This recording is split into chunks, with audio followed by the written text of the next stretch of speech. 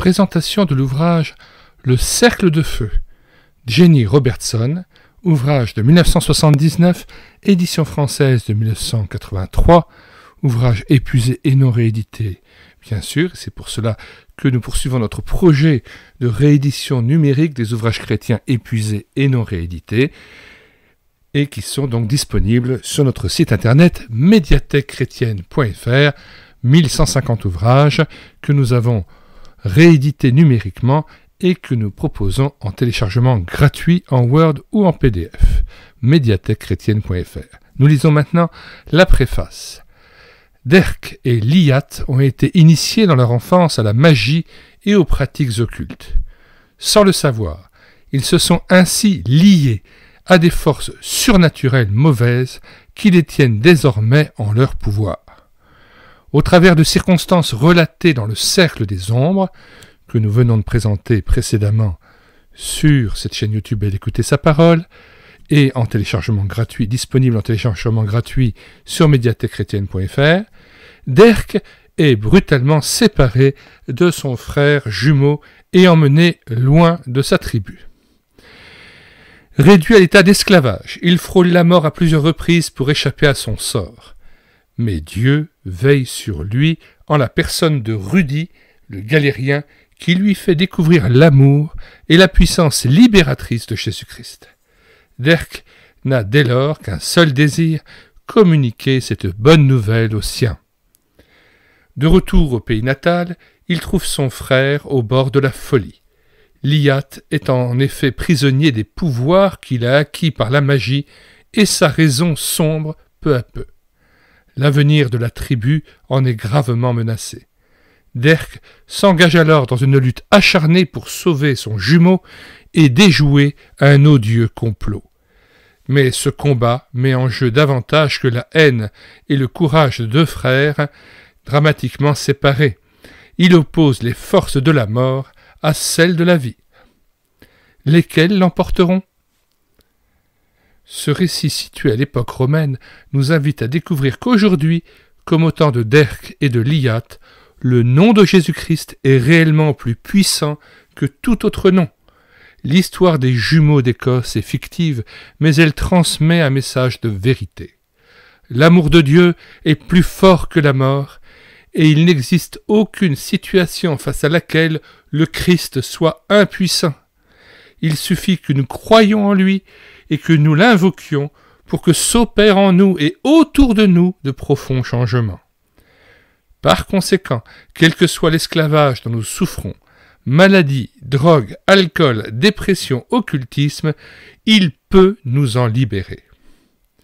C'est à cause de cette certitude que le cercle des ombres s'est transformé pour les héros de cette passionnante aventure en un éclatant cercle de feu, signe de vie, de joie et d'espérance.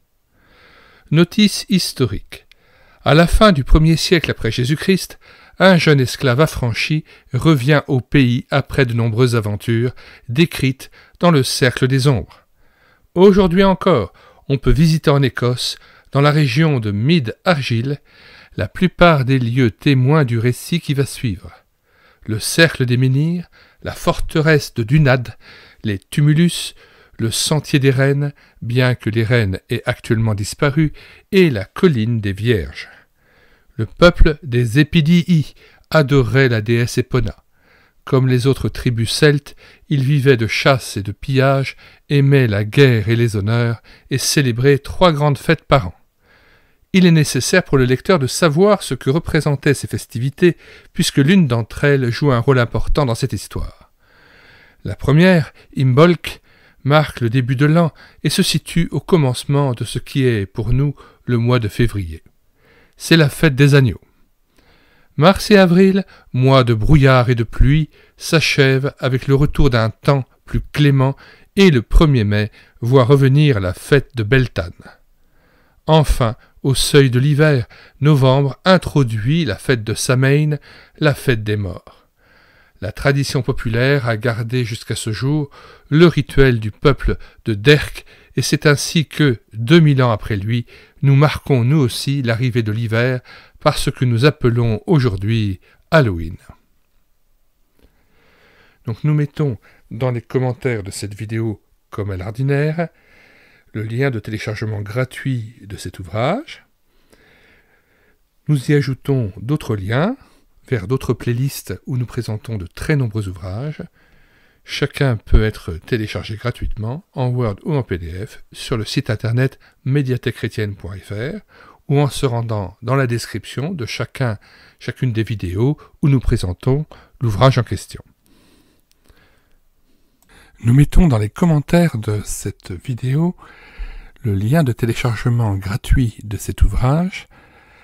Le téléchargement se fera à partir du site internet médiathèquechrétienne.fr, site que j'ai bâti en synergie avec cette chaîne YouTube Elle écoutait sa parole, afin d'assurer la réédition numérique des ouvrages chrétiens épuisés et non réédités. Comme l'était cet ouvrage, nous vous invitons donc à vous rendre sur le site internet médiathèquechrétienne.fr afin de pouvoir profiter et de pouvoir télécharger gratuitement les 1000 ouvrages que nous avons déjà numérisés et mis à votre disposition. Il n'est nul besoin de s'inscrire, vous pouvez directement accéder à partir de la page d'accueil à l'onglet Livres et là regarder les dizaines d'auteurs et les centaines d'ouvrages qui sont déjà disponibles en téléchargement gratuit. Si vous voulez connaître les différents ouvrages que nous numérisons tous les jours et présentons sur cette chaîne YouTube Elle écoutait sa parole, les audiobooks que nous prenons en charge, les albums ou BD que nous lisons avec caméra de document, mais aussi les cantiques que nous mettons en parole, afin de nourrir votre louange individuelle ou en assemblée, abonnez-vous à cette chaîne YouTube Elle écoutait sa parole. Nous vous disons au revoir et à bientôt.